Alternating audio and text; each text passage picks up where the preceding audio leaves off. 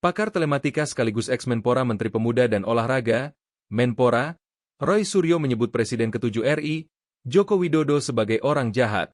Pasalnya, Jokowi menggunakan UU ITE dalam membuat laporan tindak pidana soal tudingan ijazah palsu.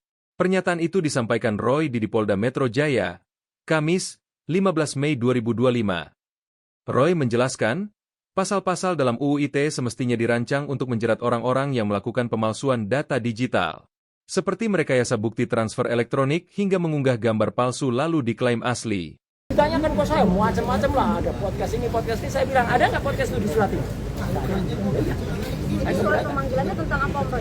Surat pemanggilannya adalah dilaporkan oleh seseorang bernama Joko Widodo, ya, dengan pasal-pasal abrek ya, ada pasal 310, 311, 27A ITE, 232 ITE dan 35 itu. Saya sampaikan pasal ITE, pasal-pasal di ITE itu tadi saya kasih dikit juga ya di dalamnya, dan saya minta ditulis, jangan hanya kuliah aja ya.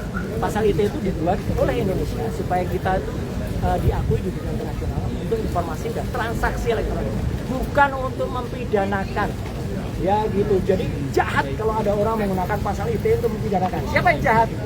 Tahu sendiri lah siapa yang lapor ya gitu. Jadi artinya kalau dia malah mengarahkan pasal-pasal ITE untuk mempidanakan, ini kita ingat kasus Prita Mulyansari, kita ingat kasus yang lain yang malah justru dengan ITE dipidanakan. Pasal itu justru adalah kalau orang mengunggah suatu gambar yang tidak asli tapi dikatakan asli, ya itulah harusnya yang kena. Kader salah satu partai sebar ijazah itu yang dulu yang kena. Tapi saya pun tadi dipancing kenal itu enggak, itu nanti biar dilaporkan oleh yang lain. Berarti masih ada beberapa pertanyaan lagi. Saya tidak tahu, tapi yang jelas saya tidak menjawab yang tidak ada hitam di atas putih di surat itu.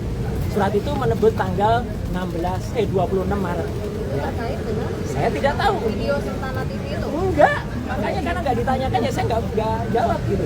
Karena apa? Dan 26 Maret kalaupun saya ditanyakan saya akan jawab. Saya ada di mana, posisi apa, tapi yang jelas tidak dalam surat itu. Terus yang kedua adalah ketika terlapornya tidak ada. Nama terlapornya nggak ada, ini kan lucu banget ya. Jadi saya kritisi kepada kepolisian, kepada Kompolnas.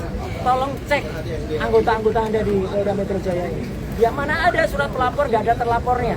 Kalau ternyata terlapor itu adalah saudara kita nggak boleh bersaksi untuk saudara kita. Itu hukum itu. Ya bahkan sampai 3 tingkat derajat, 3 level. Apalagi kalau terlapornya itu nantinya kita. Ya, maka kita berhak untuk diam.